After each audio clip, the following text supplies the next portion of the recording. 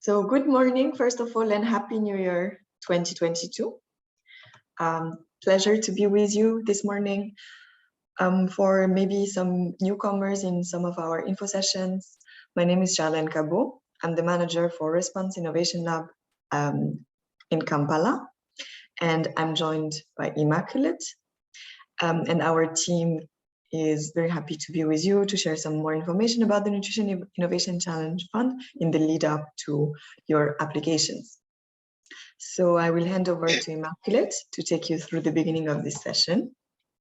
And if you already have any questions, please do start writing them down in the chat box so that we can take them in the Q&A. Thank you and enjoy the meeting. Thank you so much, Charlene. Good morning, everyone. And for those that have not interacted with, my name is Immaculate Nampija, and I'm the project manager for this project, Local Innovations for Nutrition Solutions. You're very welcome for this session, and I'm sure that whoever is here already has an idea about the Nutrition Innovation Challenge Fund and the LINS project as well.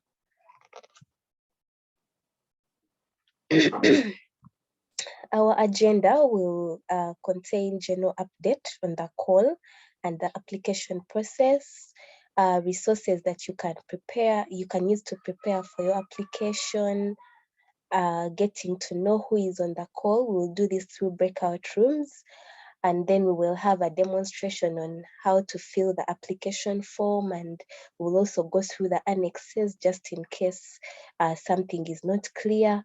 And then we will end with a question and answer session.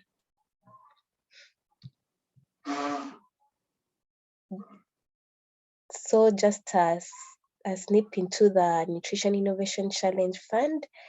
Its major objective is to find and test innovative solutions to sustainably reduce chronic malnutrition. And our major focus is on the window of opportunity, or the first 1,000 days of life. This is between conception to the second birthday of the baby. And why are we focusing on this? Is because this is the most critical stage where, in case chronic malnutrition occurs, it's irreversible and the side effects can last a lifetime. So this fund will take up to a maximum of 5 pilots, from 1 to 5, and we have a total envelope of 200,000 USD and a minimum envelope of 20,000 USD in case we've taken 5 pilots. Implementation will happen in Chaka 2 and Rhino Camp refugee settlements in this very year. Winning innovations will be supported by funding, innovation management and acceleration, impact measuring and learning, and of course, connections to the different members of the nutrition ecosystem, including Save the Children, which is already present in both these settlements.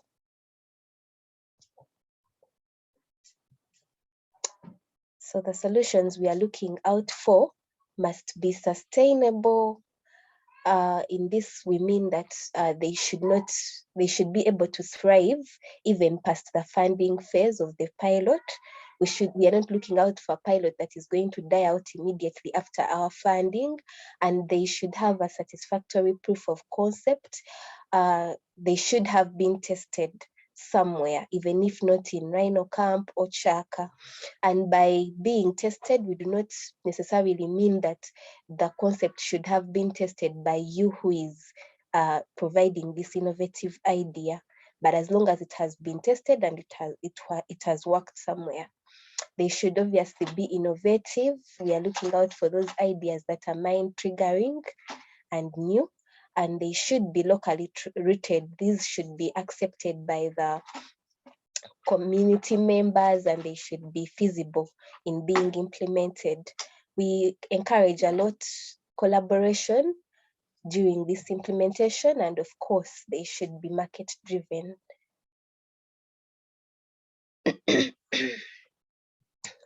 Just a reminder, we are looking out for innovations that can solve at least one of these challenge statements. And that is the first challenge statement being, how might we be able to enhance positive behavior change and lead to increased uptake of good care practices during the first 1,000 days of life? So this majorly revolves around behavior change and good care practices for the children and women during the first 1,000 days of life. Then how might we make it easy and more affordable for families to increase the frequency, diversity, and nutritional quality of meals for children under 2 years? This majorly revolves around access of nutritious meals for these groups, majorly the children under 2 years. And then how might we be able to optimize and stabilize household access to diversified, well-preserved and nutrient-rich food for vulnerable households with children below 2 years? So this one revolves mainly around optimizing and stabilizing to prevent wastage and to prevent spoilage or losses. Yes. Any questions can be posted in the chat, and be sure that we will answer them after. Then the call timeline, just a reminder, still most of these have been completed. Like you see, phase 1 has been completed.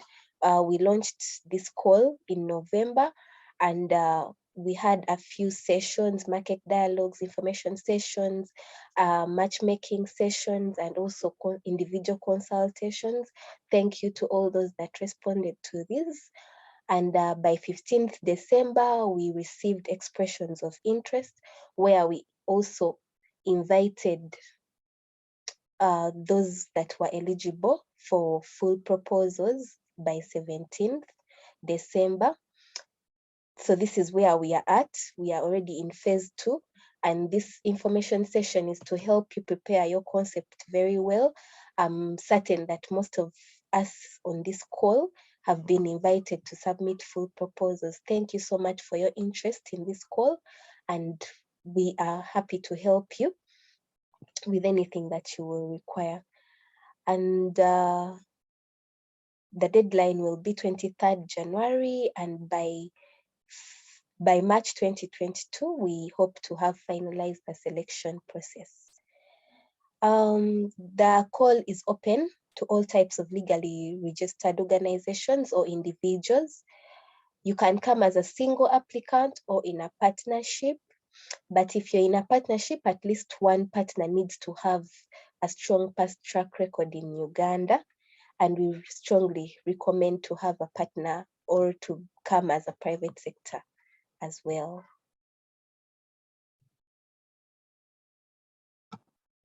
Thank you, and over to you, Charlene. Thank you, Immaculate.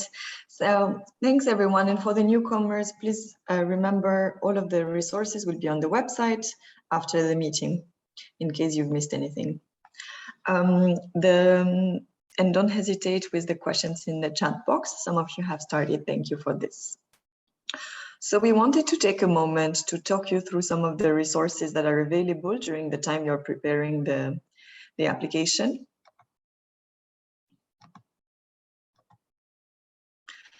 So as I was just mentioning, all of the resources are actually gathered together on the website, which is why, for instance, if you want to rewatch any recording of any so far, this is where you should be going.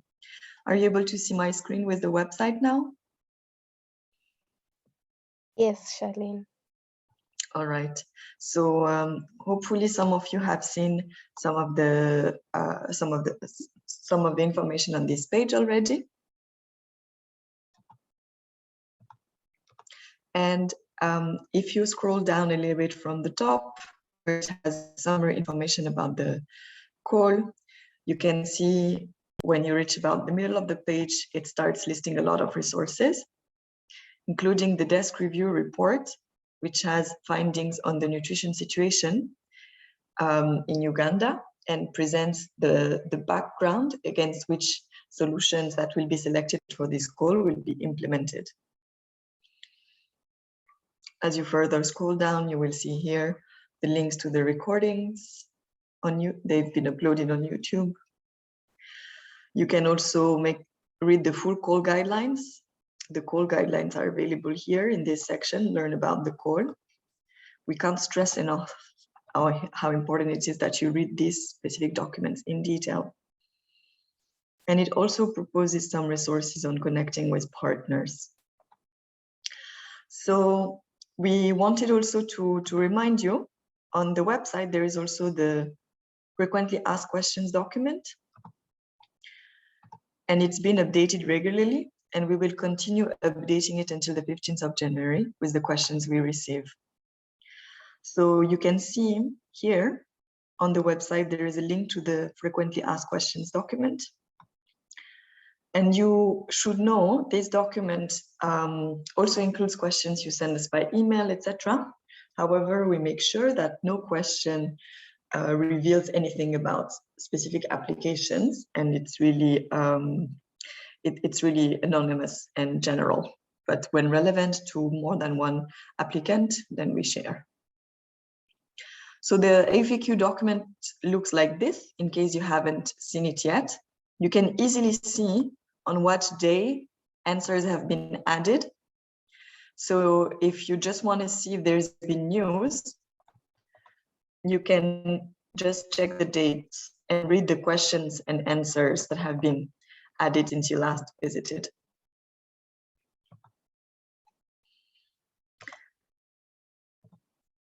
And as a next step, we wanted to also tell you a little bit more about the full call guidelines and what information is there to make sure everything is clear and accessible to everyone. So the full call guidelines have been sent to you by email when you submitted an expression of interest, and you can also access them from the website again. If you open them, which I'm going to do now, and I will just take you through briefly.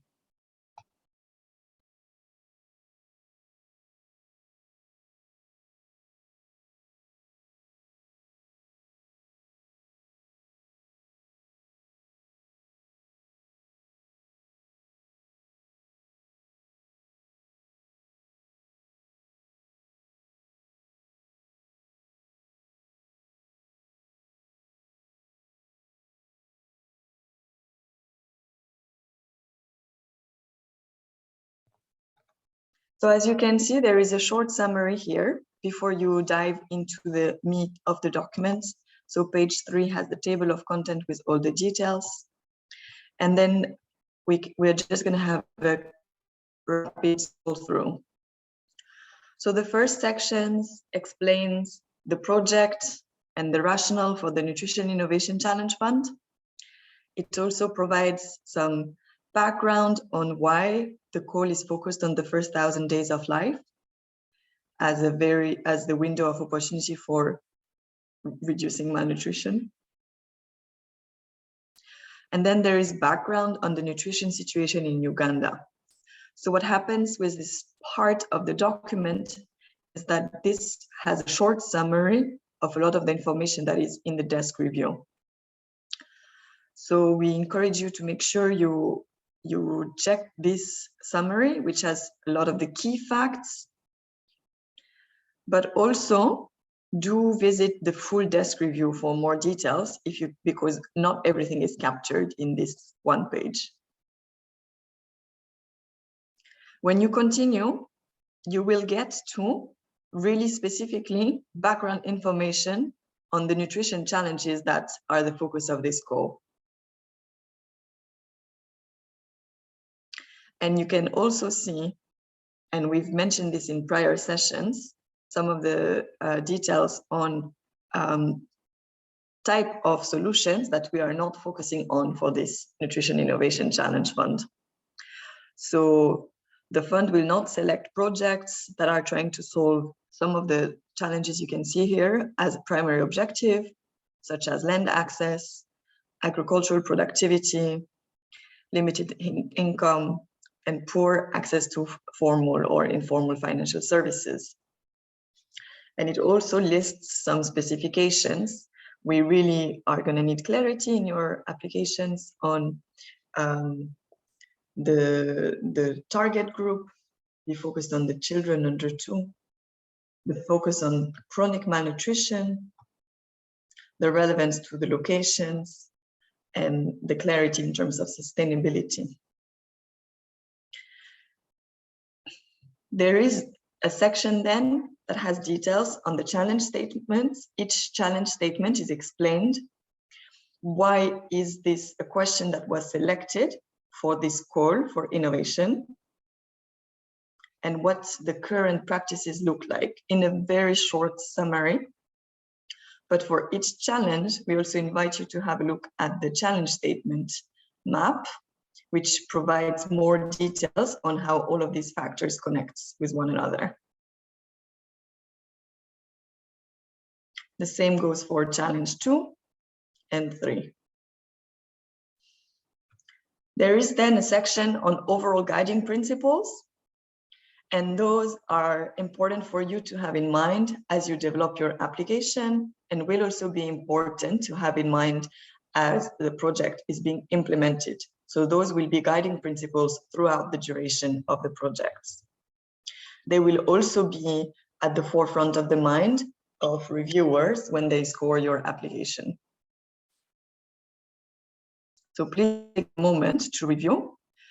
The first critical principle is do no harm, which means avoiding to create additional harm or risk for communities you're working with. Innovation, of course. Collaboration and partnerships between humanitarian and private sector partners. Scalability, sustainability, knowledge transfer and localization, and design with the user. And there is also a section on intellectual property in case you have any concerns. There is a section after this which summarizes a lot of in a little bit more detail, what you need to make sure your solution covers and how to make sure it is relevant for the focus of this call. So please take a moment to review this list of points, especially the definition of a proof of concept. So as mentioned by Immaculate, we are not looking for innovations that have never been tested. This means that there needs to be some level of information on how this could be applicable in Chaka and Rhino. And this is because we're going to be working with vulnerable communities, and we need to be extremely not creating additional risks to them by introducing things that are not high quality and haven't been tested before. The way this proof of concept, this evidence base, can be provided to us varies. There is a section in the application form where you can see you will be asked to summarize the past evidence, and there is also a section where you can decide to upload supporting documents. So it could be a report, it could be pictures, it could be a video from the past implementation of the innovation. We're quite open in terms of the format, but there are some specifications on how long and how detailed the information should be. As you can see, there are many people who are intending to submit an application, so we do not have the capacity to read 1,000 pages on each application. So please do be reasonable in terms of what is uploaded as evidence, because beyond a certain page limit, the material will not be consulted. As you continue scrolling down, you can see we also have added, sorry, let me add more. We also have added specifically some examples of what a solution may look like to each statement. And those are quite open and generic, and they are not the only options, but this is to give you an idea of the type of actionable, simple actionable and clear solutions we are looking for. And then again, a little summary of what will not be considered for funding. So please do take a look at this section as well. For instance, we will not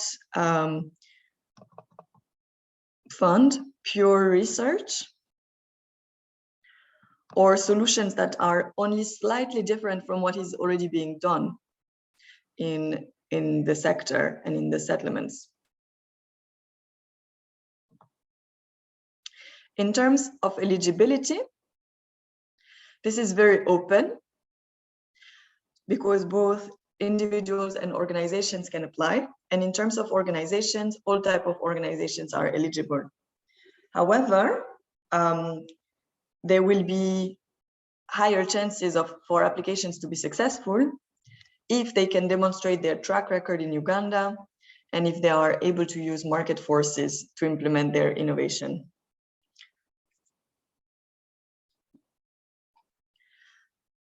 And finally, there is a list of that explains the selection process and criteria.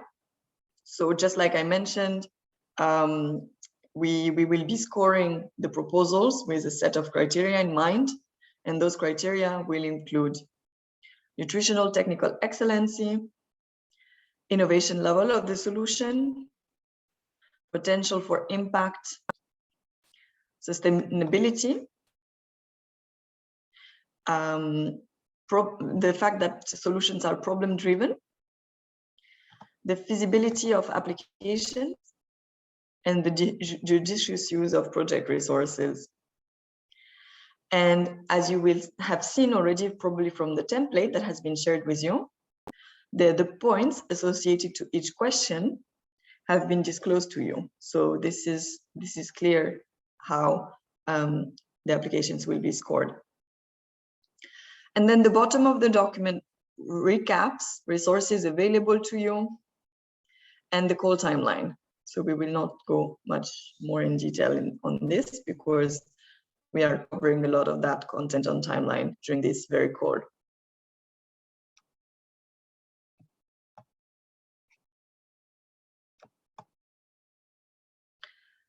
Great. I hope everything has been clear so far. We can see questions coming into the chat box, and we will get to them in a moment for sure. So as a next step, we would like to share with you an updated mapping of the potential applicants, the partners who've indicated they will be going ahead with an application for this project.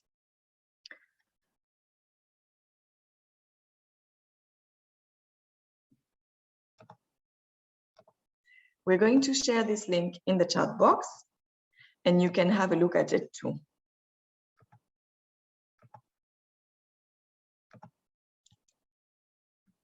And for those of you who can't open the link, you can also come back to it later. Can you see the mapping on my screen now?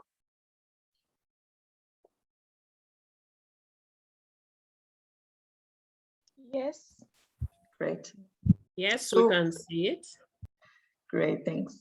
So you can see it looks a little bit small, but here on the bottom right of the screen, there is an option to zoom. So you can have a look at the different info on the different sticky notes.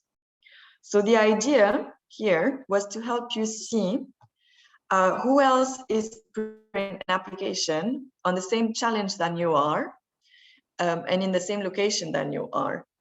So if you're planning to apply in Rhino, you must be listed in the middle column here. And if you're doing challenge 1, you're in the top line, middle column. If you're planning to do challenge 2, you're in the middle line, middle column. If you're planning to do both locations, you're in the far right column, etc. And of course, some people mentioned applying on 1, 2, or 3 challenges. If it's 2 or 3 challenges, then the name of your organization is repeated a couple of times on this board. So please, you will be able to have a look at this. You don't need to necessarily take it all in now, this will remain available to you via the website. But we can take a moment in case you want to make a few corrections, just browse a little bit. And you can see I can zoom and I can move around the screen to see who's doing what. So if you see you've been placed wrongly, you can let us know, or you can move the sticky note yourself if you have been able to access it. This has been based on the expression of interest we received. So I'll just give some 2-3 minutes to people to have a look at this before we move on to the next part, okay?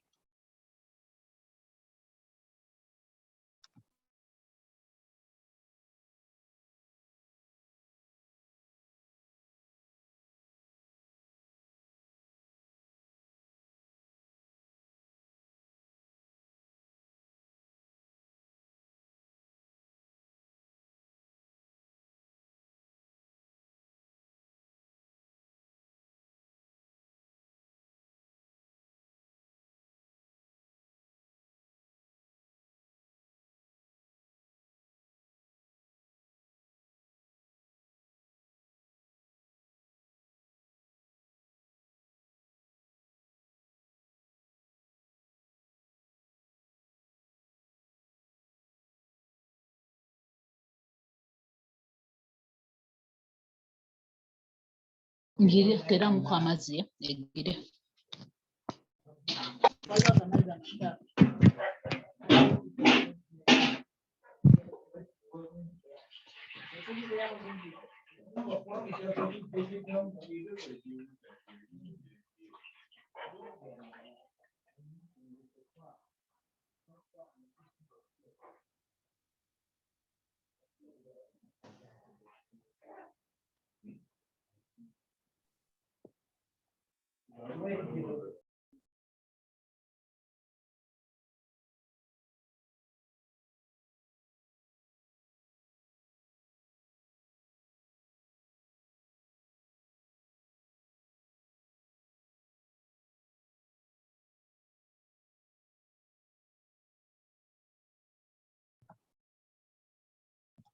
All right, thanks everyone. We can see you've been visiting the mural board, the mapping with all the partners. So if you've noticed mistakes, you can either correct them directly, or if you're struggling to know, please notify us either in the chat box where we should move you, or you can email us at linz@responseinnovationlab.com. So we're going to move on to the next part of the presentation.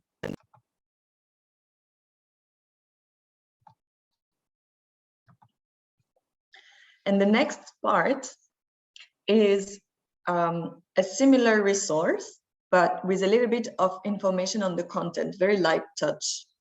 It's a list of partners with contact details and a little bit of information about the content. And you can see the link in the chat box already. And we're going to have a look at it briefly, so you also know how to navigate it. So for those who are still on the mural, please just let this idle for a bit as we look at another resource. The list of partners here is a list of partners who've submitted an EOI. So in case, through the mapping and through the short, very short light touch summary of solutions you are seeing here, you're identifying an organization that you would like to be working with. There is also a contact person here that you can connect with and propose a partnership. So you can see, for instance, also an option to filter. So if you go to column B and you really only want to be seeing things from Dhaka, you can unclick all the people who are planning to work in Rhino. And then you will see only the ones who plan to apply in Dhaka.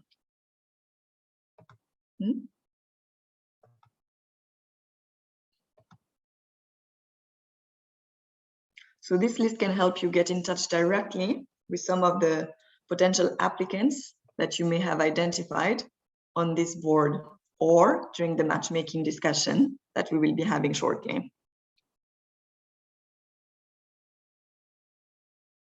Another resource available is the interactive ecosystem map, which you have already seen during past meetings. The website is down at the moment due to circumstances outside of our control, unfortunately, but we're trying to put it back online as soon as possible.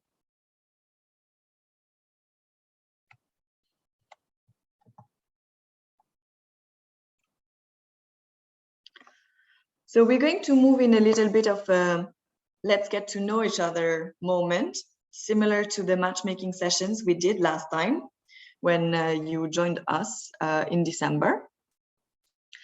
The objective is for you to get a chance to meet some of the people on this meeting and connect with them in small groups. So we're going to spend about half hour, maybe a little bit longer, depending on how this goes, chatting with other people from this call. So we're going to be sent into breakout groups. In each group, there will be about 3 or 4 people, and you'll have about 10 to 12 minutes to connect with some of the people around the digital table, let's say, and get to know what they do, what they want to do, and whether or not you should continue the discussion after the meeting. And then we will come back and repeat in a different group. This is all done automatically, so we can't really control who is in which group. So in case there is a bit of repetition, we apologize for that. If we see that, if you see that you're, too many times in the same groups, let us know and we'll try to move you around so you can meet as many people as possible. But it's possible you will be with the same person once or twice. So to recap, you will be sent into breakout groups of about 3 or 4 people. And in these groups, you can present who you are, what your organization does, what your interest is in this Nutrition Innovation Challenge Fund, and the type of partner that you're looking for. So if you're still looking for a partner to apply with, what kind of partner in the sense of, are you trying to find an academic partner to bring the science to the table? Are you trying to find a local non-profit organization with experience and boots on the ground in one of the locations? Are you looking for a private sector partner to help you do a business model for your idea, etc.? So we're going to begin now. Hopefully things are clear. If not, can you let me know now before we send everyone into the breakout groups?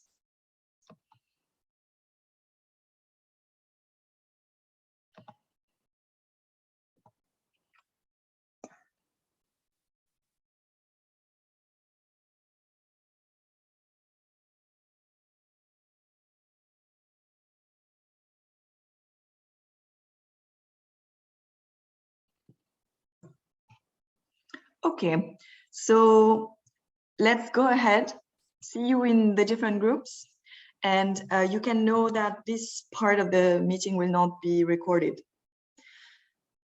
Let's give us a moment just to meet in the breakout groups. See you there. So for this next section of the meeting, we're just going to go through the application form and give you an overview of how to go about it. And then we will have the Q&A. So as indicated in the documents you've received, the templates for application, we are only going to be receiving applications by Google form using the link you can see on the screen. And the deadline is the 23rd of January, midnight, Kampala time. And there is also a list of key documents you need to be attaching when you're submitting into the Google form.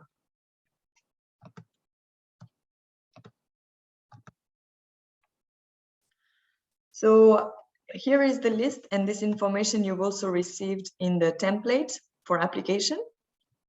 Here is the list of documents that we're asking you to provide as you are submitting your application. Please note, not all of them are mandatory, but some of them are.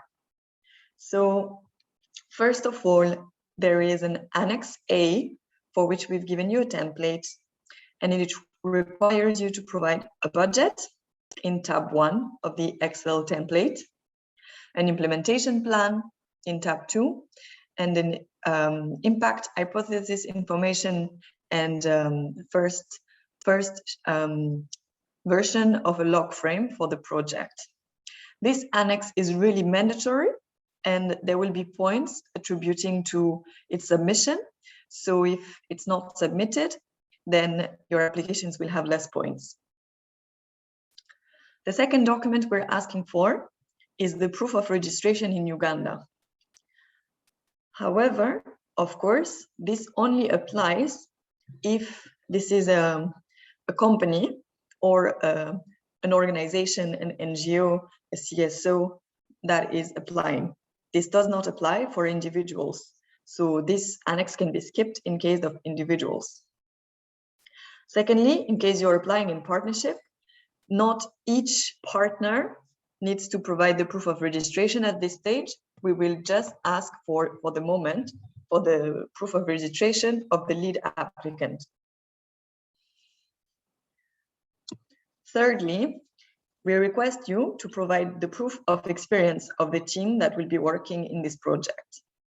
So here, we're asking you either to send the top 3 CVs for the team, or a capability statement that explains past experiences of your company, of your organization, in relation to this project. Please note, we're asking this to be maximum 5 pages. And to be fair, organizations that do not comply with the limit of 5 pages, we will not read the information that comes after page 5. Then the next annex is critical information on the leadership team. This one is a purely administrative process, but it is a mandatory requirement from our organization to be able to be informed on key team members of your management team and of your board if you have a board.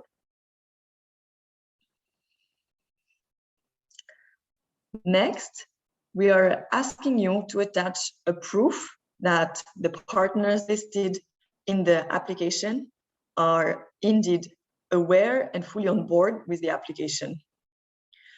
This is to avoid that people apply, a lead applicant submits an application mentioning they intend to work with a partner, but haven't actually engaged the partner on the topic or haven't secured their interest. This can be a formal document in case you already have an ongoing collaboration, like a memorandum of understanding with this organization, or it can be just a letter, very simple letter stating the intent to collaborate on this opportunity and signed by senior leadership from the organization. Of course, this annex only applies if you are applying in partnership. If you're applying for your own organization without any partners, this does not apply. Next, you also will have an option to provide additional supporting documents, but those will not be attributed specific points. They will be scored together with a narrative answer that you're providing to other questions. So they will contribute to the score, or the overall score of your application. But if you don't have additional evidence to attach and you believe the narrative explanation you're providing is fully providing everything that is needed, this will not be a cause for missing out. So those supporting documents that are optional include the proof of concept, and we touched on this a little bit earlier, explaining we're looking forward to seeing a research paper, photos of a prototype, or short video of past work that has been showing this innovation. And then the next document is a business canvas or a business model. And please, for those documents, also take note of the limits in terms of number of pages or or duration of the media in case you submit a video.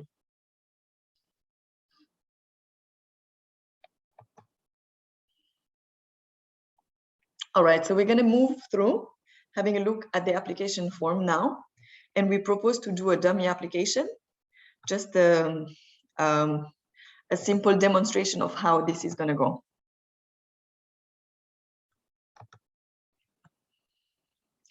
So the first thing to note is that we recommend you prepare all the documents you need ahead of the time you're going to be submitting them. Prepare all the annexes, and also make sure, if possible, to give to your annexes a name that makes it easy for us to identify from whom it came.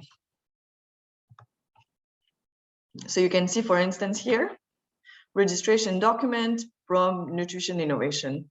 Of course, this is a fake name of a fake organization. This is just for demonstration purposes.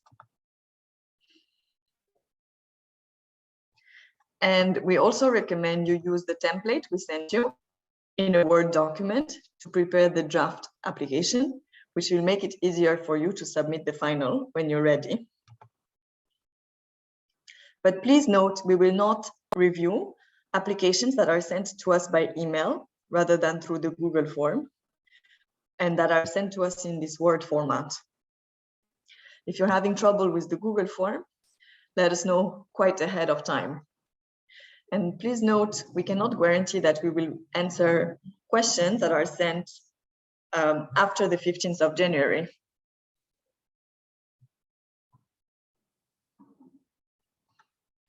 So when you click on the link of the Google form, this is what you will be seeing. The Nutrition Innovation Challenge Fund full proposal template. And it will ask you to first start with an email. And then there is a short checklist just to help you make sure you gather this you need. So in this case, just gonna double check. If I have Annex A filled out, yes, this is my Annex A, it's ready. Leadership details, fill in the template provided. Yes, it's this one. Proof of registration, yes, it's this one.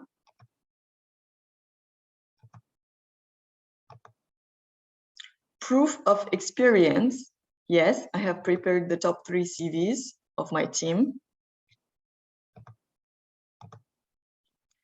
Signed MOU, no, but I have the letter of partnership, yes.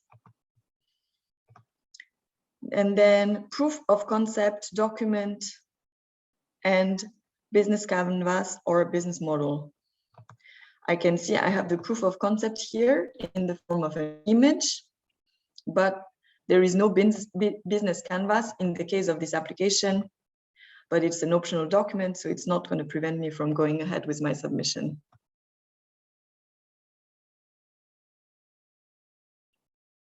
So then you're going to be starting with the actual application form. And this is where we recommend you have prepared your answers in the form before. The form has all the instructions, and it also specifies very clearly the number of points as well as the character limits that you need to have in mind when you prepare your answers. So for instance, section 1, you will see section 1, no points attributed in this section, but answers will help understand your project and partnership rationale. And the first question is to give a name to your innovation project in maximum 200 characters, including spaces. And in this case, the name of the project we have is Organutri, Revolutionary Porridge for Your Baby.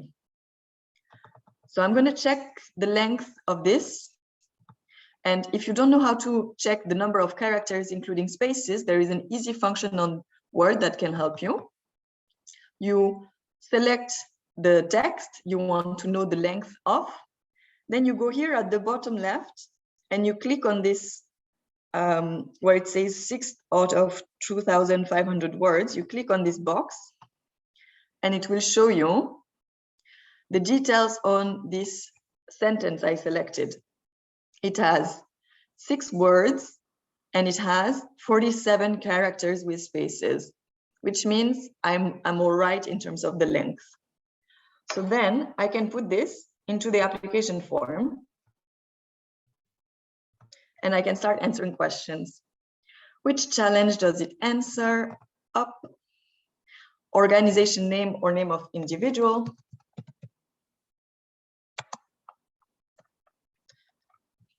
Website, if available.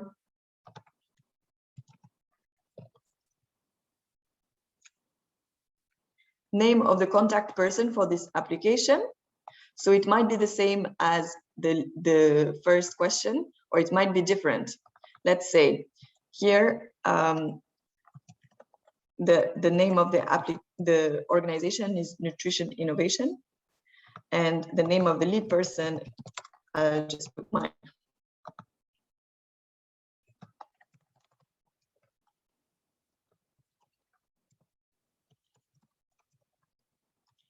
So as you can see, we're asking also that you provide some phone numbers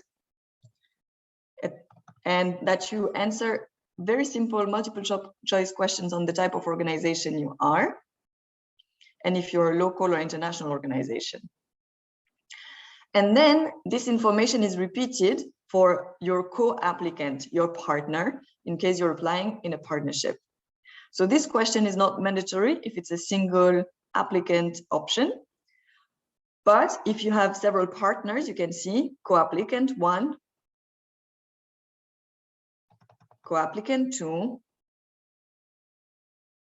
co-applicant 3. And if you have more than 3 partners, you can specify here the 4th or 5th partner. And then you can proceed to the next. This is where the actual scoring of questions starts. In section 2, you are asked questions like, what is the challenge your project will address? What is your innovation, etc. And please make sure you're really reading the instructions under each question, including the character limit, and you prepare your text ahead of time if possible. And then you can simply copy and paste it into the form.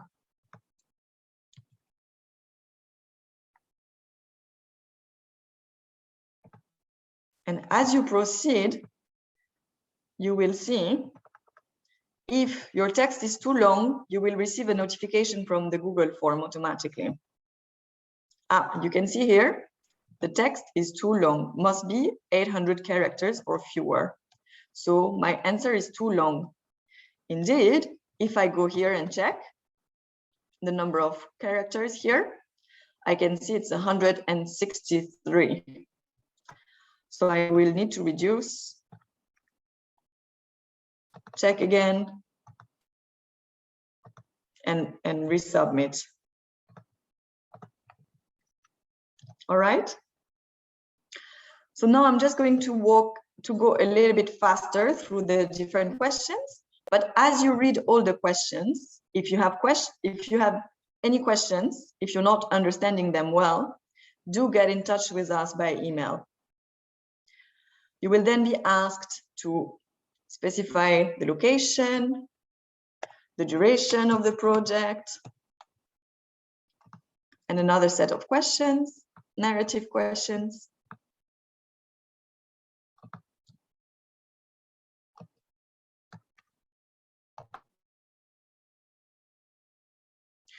Then comes the question on the proof of concept, a brief description of your team,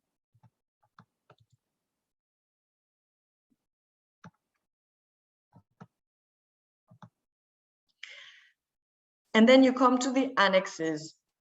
So here you're asked what the budget is for your application. And we are asking that you specify the amount for the match funding.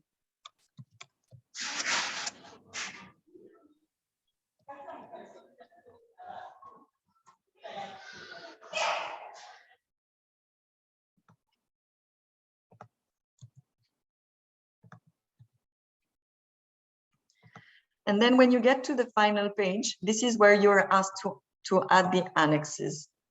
So to upload the annexes, it's fairly simple. You click Add File. Then you can select files from your device.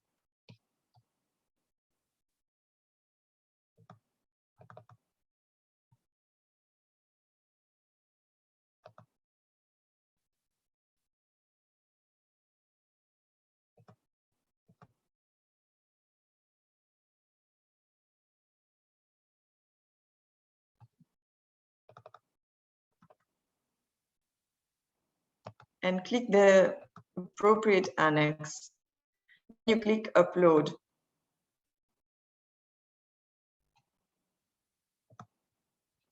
You will have to repeat this for each annex.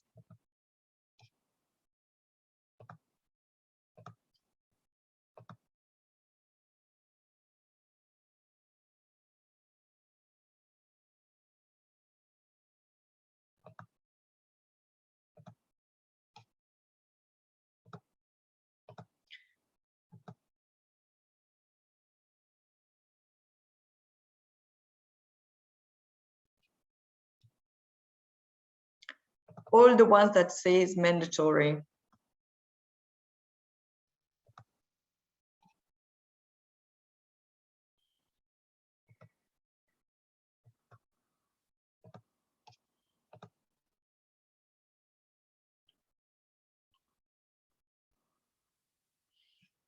And then here you can also add the optional documents.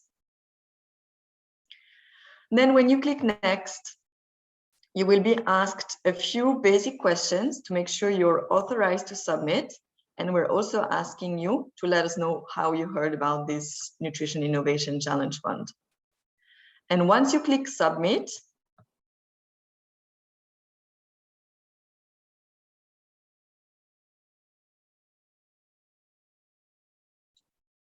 sorry, just loading, you will see a confirmation message that your application has been received.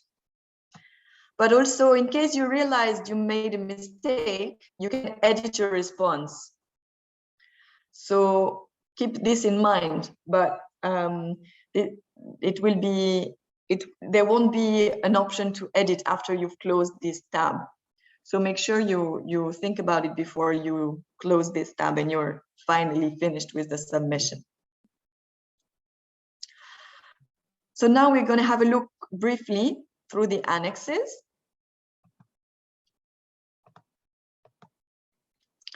The most important annex is Annex A, where we're asking you to put the budget. So first of all, you can see there are instructions on the front tab.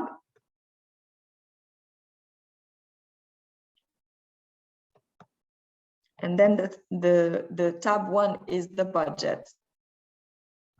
So we're asking you to please not make changes to the template. But as you fill out, you will see there are automated formulas. So for instance, if I decide I have a project manager on this project who will work for 10 months at $800, this is automatically calculated. All of the costs should be in dollars. So if I make a change here, you can see it's automated. The second section of the budget are program implementation costs, like travel costs, for instance, or airtime. And same, it's automated formulas. And you will see also in this right-hand side column, column H, it says a little explanation, which is mandatory to give on each line, so that when we're reviewing the budget, we get an idea of what this is. So for instance, here, for the travel Aurora to Rhino with rental car, the justification for this expenditure lines is that the nutritionist based in Aurora will be visiting Rhino for a day, 4 times per month during 10 months. So this leads to 40 days of rental car at a cost of $45. Then the next section is on equipment. Then you have a section on MIL, monitoring, learning, and evaluation and accountability. Finally, there are some support costs that can be included. So support costs include costs that your organization is incurring in relation to this nutrition innovation project, as well as others. So for instance, if you have an office in Rhino, it may be used to implement several projects. So the Nutrition Innovation Challenge Fund may contribute to part of the costs of the office in Rhino, but not to the full cost. And then finally, there are some indirect costs. Those are costs that your organization incurs in general to be a good functioning organization.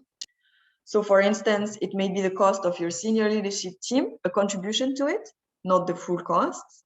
Or it could be a contribution to the Kampala office, for instance, or to the office that is wherever, I don't know, in London, but just a contribution.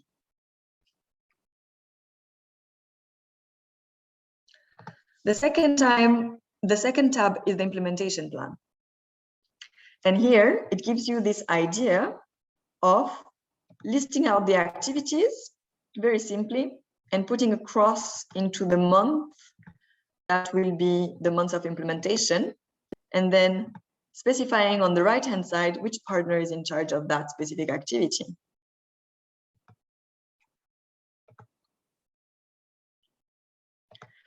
The third tab is where you're doing your impact hypothesis and the log frame. My apologies if this is going fast. We are a little bit out of time. So please know you can watch the recording if there are any remaining doubts and email us questions.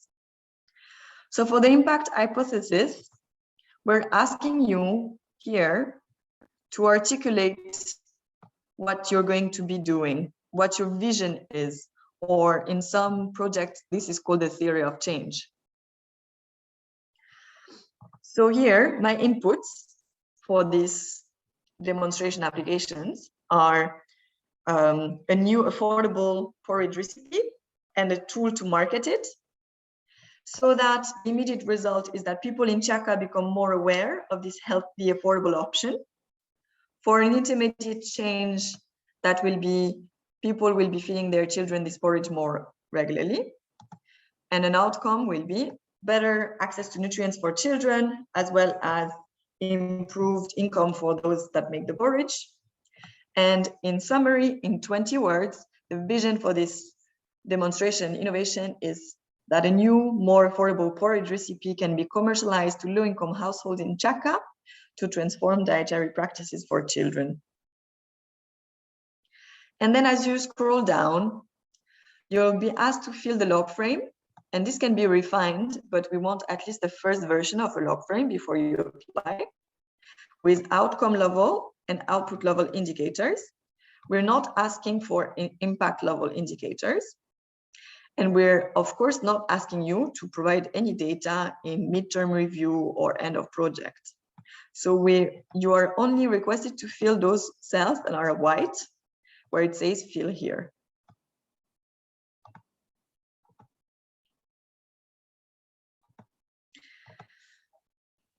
Then I will show you very briefly how to fill the key information on the leadership team.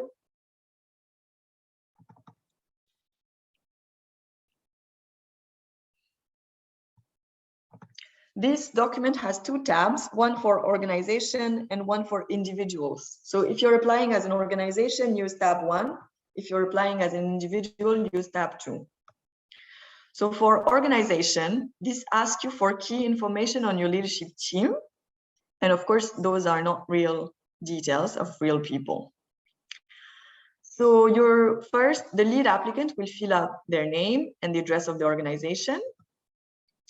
Then you will have to put details on your executive director and board members and some of the key management team members.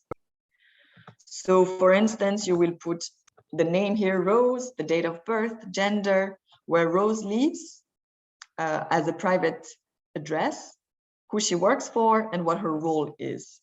And same for the management team details. There may be duplication between the two if someone has a role on both teams.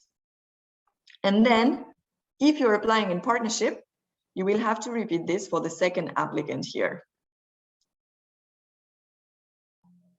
And the third one, etc. For individuals, it is the same system, but just a little bit shorter. We are assuming it's not a single person who's going to apply. So even if the lead applicant is an individual, not a registered organization, we're asking you to list out the key details of key people who will be working on the project.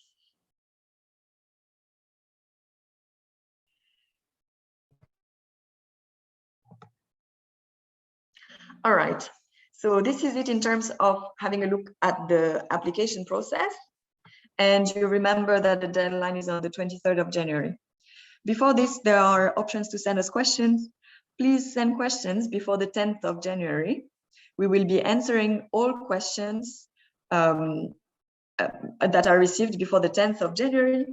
For those who are received after the 10th of January, we will do our best, but we cannot guarantee that we will be able to answer everything.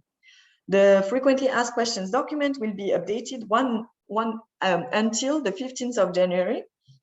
After that date, we may still be able to update it, but we will do our best, but we might not be able to update it fully if we receive a lot of questions after that day.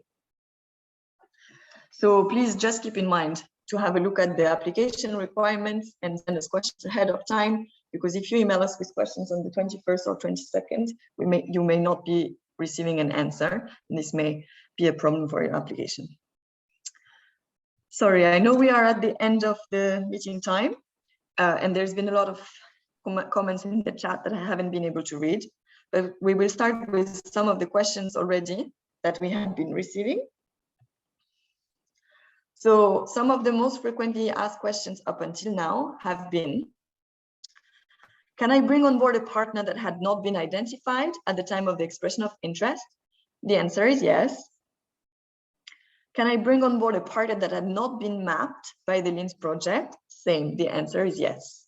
Please feel free to determine who the best partners are for your specific innovation. Thirdly, can I apply if I'm not based in Uganda? And can I apply without the participation of the private sector? So we received a lot of questions around the eligibility. The call is open to everyone, applicants from Uganda and from outside Uganda, applicants from civil society, from private sector, from academia, all types of applicants.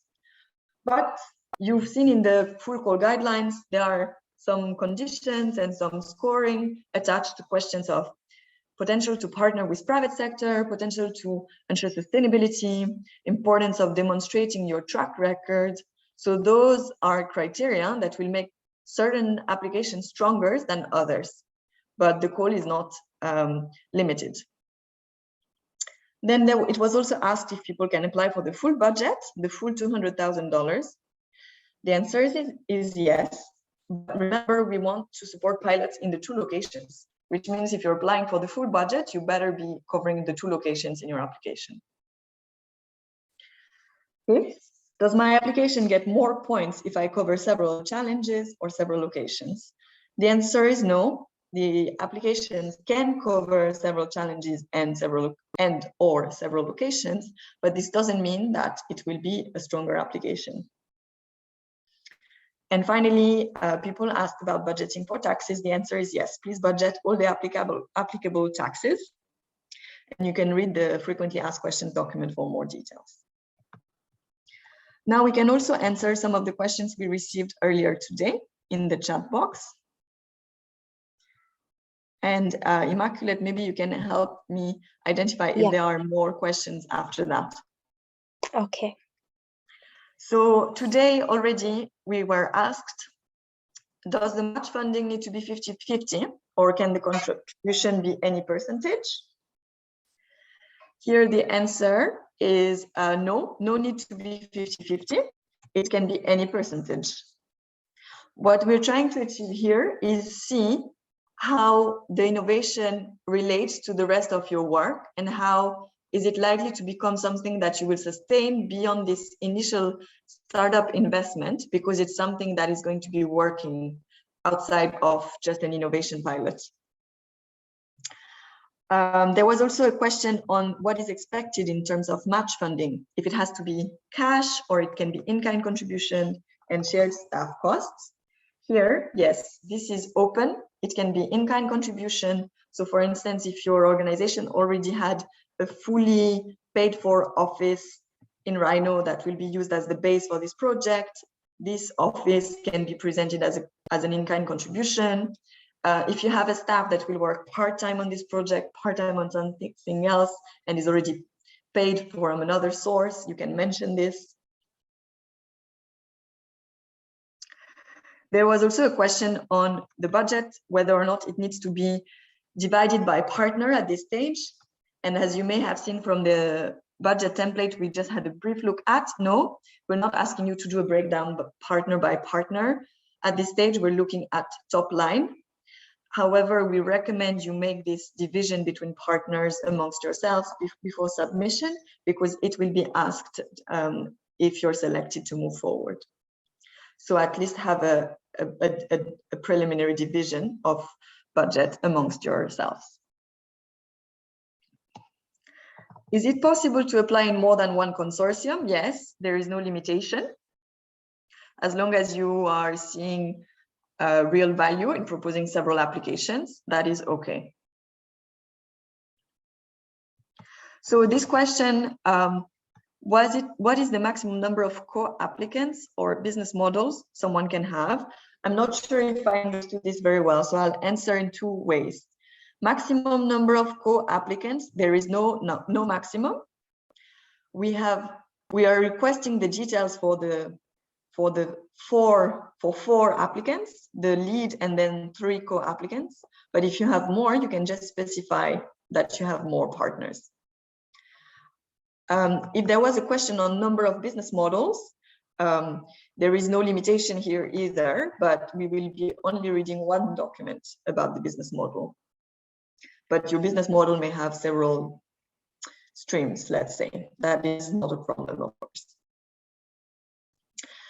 There was a question on who you can partner with. I think we already answered that.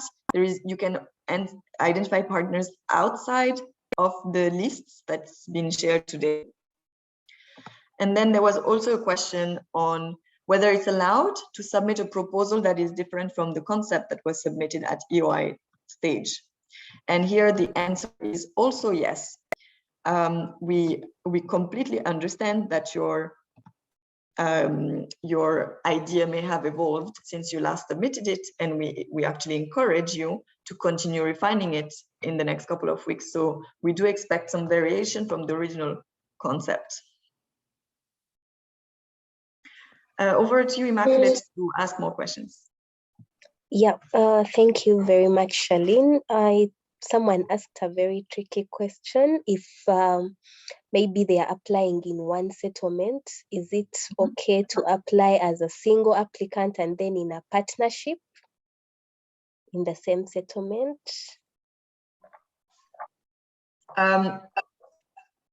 If it's the same idea, implemented alone and implemented in a partnership, it will not really increase your chances to be successful to apply twice. What would be the logic of applying twice with the same idea? That would be my answer. Better apply with the partnership if you think that brings more value to the idea, or alone if you think you have better chances to bring together a convincing idea on your own. If those ideas are different, then yes, why not prepare 2 separate applications, one with an innovation that you're applying on as an individual, and then one where you're applying as a partnership with a different idea. That should be okay. Yeah, great. So Emmanuel, I'm not sure I got his question clearly, but he's asking what happens after the application for selected teams. I guess he's meaning what happens after maybe being awarded the grant. Yeah. So we envision there will be a moment during which the winning applicants are refining the concept in discussion with the LINS team, refining the budget, the concept, the action plan, and there will be an inception phase with at least some field travel, some discussions with people on the ground to refine the action plan. Once that inception phase is completed, then the project will really start. So we envision a starting phase where the concept is refined and the winners have a chance to visit really the field again to refine their understanding of what they want to do. Okay, great. So lastly, Harriet is asking, how many people or organizations are you going to sponsor? This is not something known at the moment because it will depend on the budget that are provided with different applications and the quality of the applications. So it may be 5 projects of $20,000, or it may be just one big project for $200,000. There is no specific number. I think that's it. Maybe if anyone has not had the answer to their question. All right, I can see I received a question on, is it possible to change the settlement they chose at the EOI stage for the final application? Yes, that's okay. You don't need to, you can just email us to let us know. Then there is also a question on exchange rate, I think. And please check the frequently asked questions document where we will make a recommendation on exchange rate tool to use from ONDA. Once it's included, then this will be the exchange rate used for the implementation of the project. However, we can dive into that question with the winning applicants, the question of the exchange rates.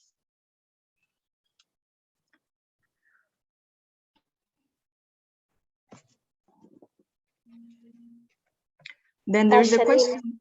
Okay, yeah, please. I get the one. I was going to read the question in the chat of the innovation. Is it going to be implemented in the host community and refugee settlement? Yes, correct. Both communities. And someone did get clarity on the match funding. She said she had gotten out. Sorry, since we're already past time, you can listen to the recording, you can read the frequently asked question document. And if in case we haven't answered your question, we will be doing so in writing in the frequently asked question document. This will be updated by tomorrow. So just go back to the website and have a look there. Sorry, there is no time to repeat information we've already shared today. And we couldn't get all the questions, but we can see some of them here. They're captured and we will be answering them. Thank you very much for your patience and Happy New Year, everyone. Good luck with the preparation of your applications. Please do send us your questions early on so that you're not finding yourself without an answer at the very moment of applying. Thank you and have a good day. Good day. Thanks, Charlene. Happy New Year to everyone. Thank you. Thank you.